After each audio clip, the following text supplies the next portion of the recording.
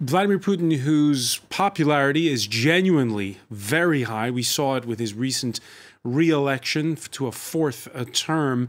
It's significant enough when there's protests, the likes we've seen the past few weeks, to note it and to make it even a top story. Absolutely. I mean, he's taking a bit of a risk in a way by owning this legislation, because up until now, it was the legislation of the government of Prime Minister Medvedev. By coming out and supporting it in such a public way, albeit softening it a little bit, he makes himself the grand owner of it. So it is a little bit of a risk for him to do that. And it also is quite unusual for President Putin to make this sort of direct address to the Russian people. Plenty of phone-ins, but it's very rare that he does this sort of thing. So that's an indication of just how seriously he treats it. And part of the reason for that, as you pointed out in your introduction, is his popularity has been falling from 80%, albeit to a very high 67%. By Western standards, what political leader here will be complaining about that? But nevertheless, it does indicate that he's getting nervous.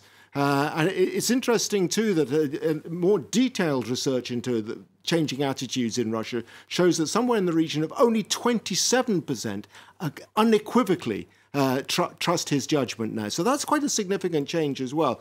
But, the important things here is what's going to happen. You mentioned the two changes. He softened it so that women will retire not at 63 but at 60. Men at 65. Now, what does that mean for the average Russian guy? Well, life expectancy in Russia, probably less than this, but the official figures say 66. That means that 43% of Russian men won't live to get their pensions. President Putin's okay. He's 65, turning 66 this year, so he'll just make it. He'll just make it if he retires, of course. Robert Parsons, this sort of reinforces the stereotype we have that Russia is this military and diplomatic giant and an economic dwarf. What's the trend? Well, the first thing I think has to be said is that this reform is indeed necessary. Russia cannot afford these sort of pensions on the income that it has. There hasn't Despite rising oil prices? Despite oil prices.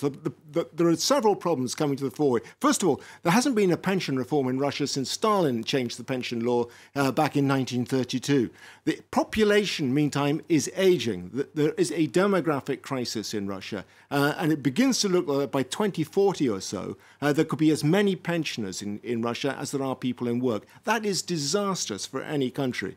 You need a young base to pay for the elderly part of the population that's not earning money but living off a pension.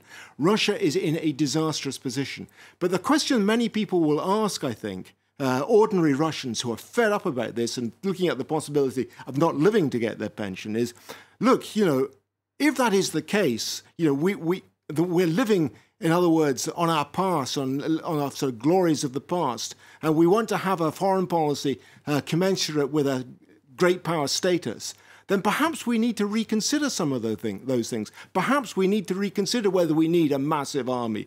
Well, perhaps we need to reconsider whether we should get involved in Syria and start thinking about whether that money should be spent on pensions and other things instead. Are there tangible signs of that, of the disgruntlement over Russia's interventionist foreign policy? There are beginning to be signs. I wouldn't put it more than that at the moment. Over this summer, connected with the big debate that's taking place across the country on pension reform, there is definitely discontent growing and questions being asked about how the budget should be spent. Is it correct, as I was just suggesting, to spend so much money on defense and engagement in places like Syria when the budget is the budget of a third-tier economy, not a great superpower? All right, Robert Parsons, many thanks for that.